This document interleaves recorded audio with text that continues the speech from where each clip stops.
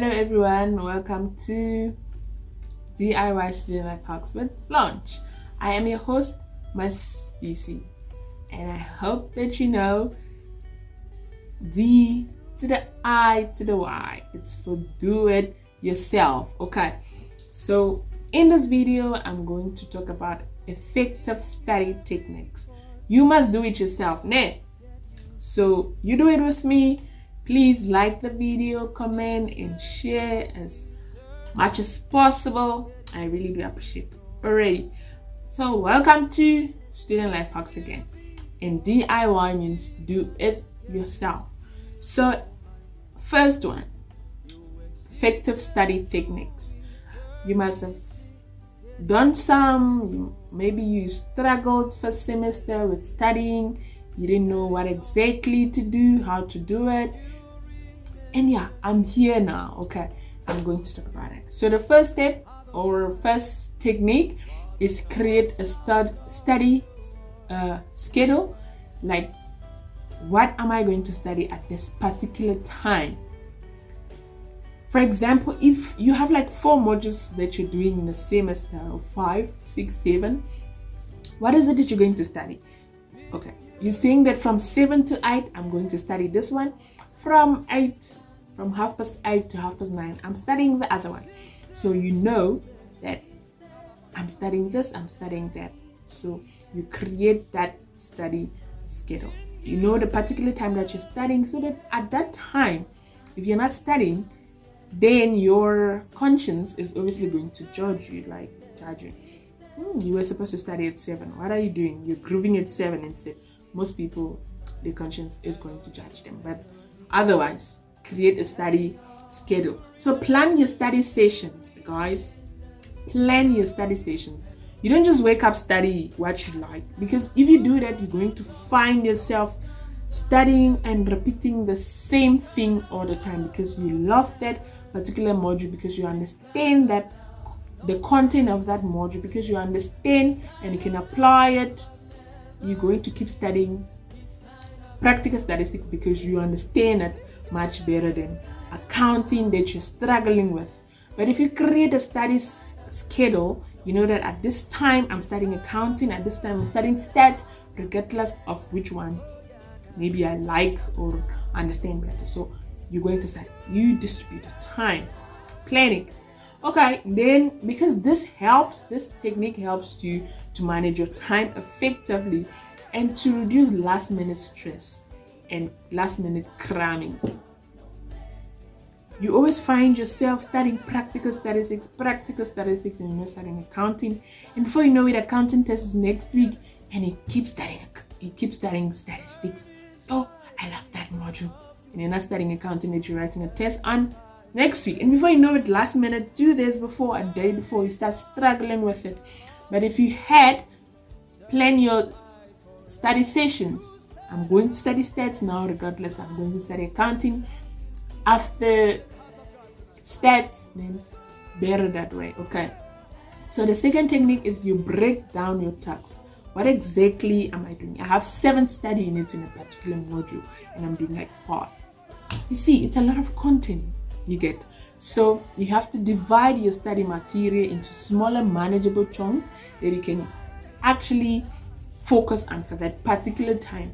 If you have 7 study units in a module, you know that today I'm doing study unit 1, tomorrow I'm doing study unit 2, next day after I'm doing study unit 3, and before you know it, you're going to get it done. But if you don't break down the text, you want to do everything in a day basically, you will not really grab the content. But if you divide it, you stay focused on study unit 1, you understand it, you apply it, you know that if you give me a real life scenario for this particular study unit, I'm going to explain it perfectly well. Okay, because this method helps you makes you less overwhelmed and helps you in better retention. You study unit 1, you understand it much better and you know it absolutely well. But if you study 8 study units in a particular, like that period, that session, do you think you're going to keep all that content for 2 hours or 3 hours or 5 hours? But if we divide the work, guys, okay, I'm doing study in 1 now, I'm doing study in 2 tomorrow, you're going to see that you understand the content even much better that way. Okay, the third technique is active learning. In active learning, it means that I'm going to ask you, what do you think is active learning? Can you answer the question for yourself? Oh, maybe you can, or you cannot, but I'm going to give you on from my perspective. Okay, me, I talk a lot. Either myself, my friends. When I say I talk a lot, doesn't mean unnecessarily academic related content. Okay, so with active learning, you engage with study material through discussions, teaching others, and applying it in real life scenarios or situations. And this method depends your understanding, and it makes studying more interactive. You understand it much better because you applied it in a real life scenario, in a real life situation. For example, marketing students, when they talk of target market, who is your target market? Okay, for example, you want to do a group activity and they're saying that, what do you think is lacking in Potch? You must start a business by looking at the gap market in Potchefstroom. So you're going to check, how do I start? Okay, market research. Now, who is my target market? Is it the students in Northwest University, Potchefstroom campus, or the working class, or is the business going to be for kids? So you do that, then if you understand the content, because they give you a definition of what is a target market. Target market, what do you want to satisfy a target market? So now, how do I satisfy them? What is customer satisfaction?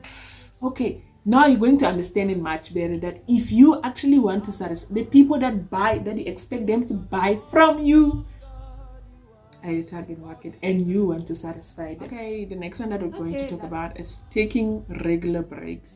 It's very important and crucial to take breaks when you're studying, and this actually helps you. If you use the Pomodoro method, where you have a focus mode maybe for an hour and then you have a break for 5 to 10, 15 minutes, you can actually use this break. It helps you play some music, dance, talk to a friend. Hi Chomi, hi buddy, I just wanted to check on you and everything. Yeah, it's very important. It's going to keep your mind fresh and making you stay focused. Okay, then actually you can also seek support.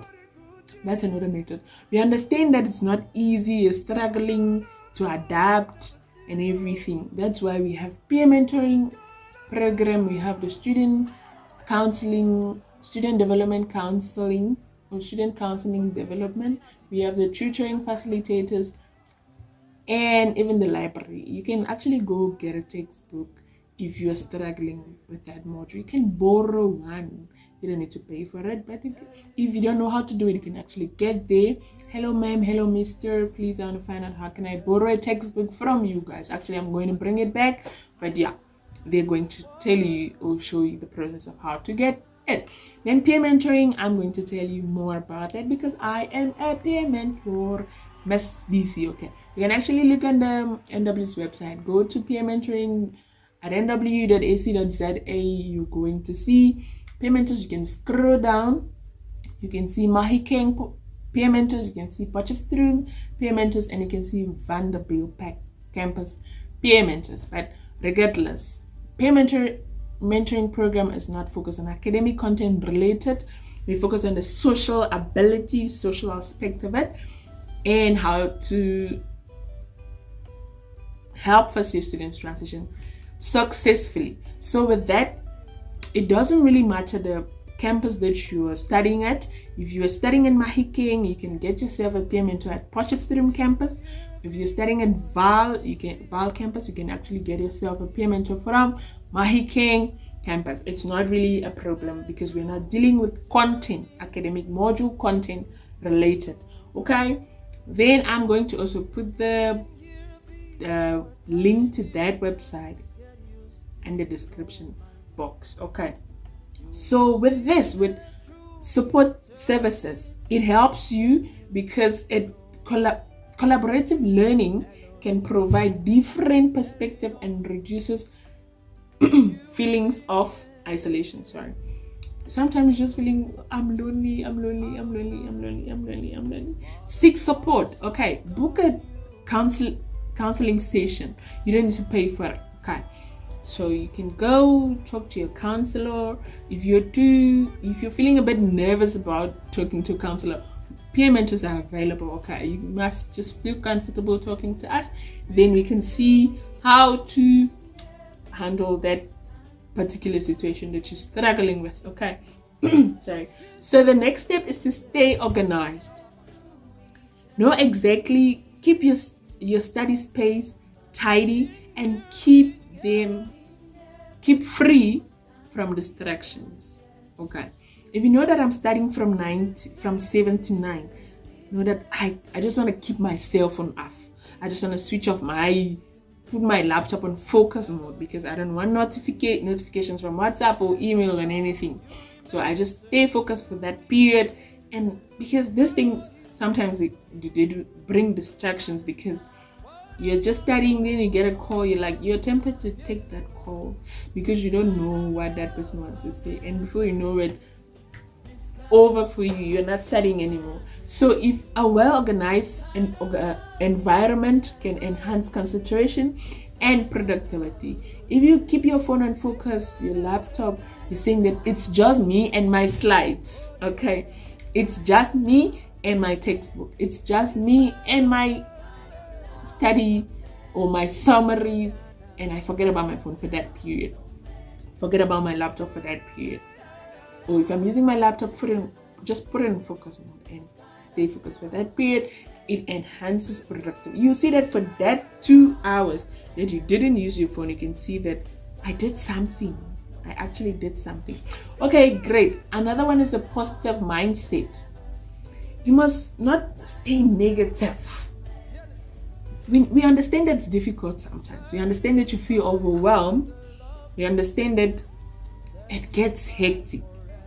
But don't say I can't do it. When you say I can't do it, then you're already limiting yourself from doing that particular thing. But if you say I can do it, yeah, you surely try by all possible means to do that thing. And within that situation or that period that you're trying, you're going to see that somehow you get there slowly but surely. So maintain a growth mindset by believing in your abilities and your capacity that you can improve with effort. If I study 3 hours instead of 2, don't you think I'm going to get a high mark in the exam? Don't you think I'm going to get a high mark for that class test? Don't you think I'm going to get a high mark for that online course? Great, positive mind. You just need that ability that you can improve by effort. You don't just say I'm going to improve when you're not putting in the effort. How are you going to improve? How are you actually going to improve? Okay, avoid negative self-talk and focus on progress rather than perfection. No one is perfect. Okay, just keep track of your progress. Like I said in my previous video, it's very important to celebrate and to acknowledge that you've done something. It doesn't necessarily mean that it should be big something, graduation or something. Just saying that you've improved. During last semester, I could not study for 4 hours, but look at me, I'm studying for 5 hours. Oh my God, I improved. Celebrate yourself. Last semester I didn't get a distinction. This time I got a distinction. Celebrate yourself. Okay, you must not be perfect, but you see that there's progress. You are getting there slowly but surely. So implementing these techniques, because there are many of them, I'm giving you almost like 7, 8, if not 9, can help you manage academic stress more effectively and improve your overall academic performance. These techniques are actually going to help you guys. If you can keep your study schedule, if you can practice self-care, if you can take regular breaks, if you can have that positive mindset, and if you can stay organized, if you can seek support, what is it that you're not going to get actually? Take regular breaks, seek support. Stay positive. Plan your schedule. What are you going to stay organized? Oh, guys, you're getting there. So otherwise, everything that's necessary now, I'm sure that you understand and you can put it into practice. And yeah, you see that you'll get there. Thank you again for watching this video. Thank you for liking, subscribing, and sharing to your friends to also get to that place where you are headed, okay? Then just get there by yourself. Drag someone along. Tag someone with you, okay? Thank you so much, and I'll see you in my next video. I hope you found this video informative. This is your peer mentor, your facilitator, your student assistant, your private tutor, your best cook, Miss BC. Lift up your hands to Jesus. Let's go!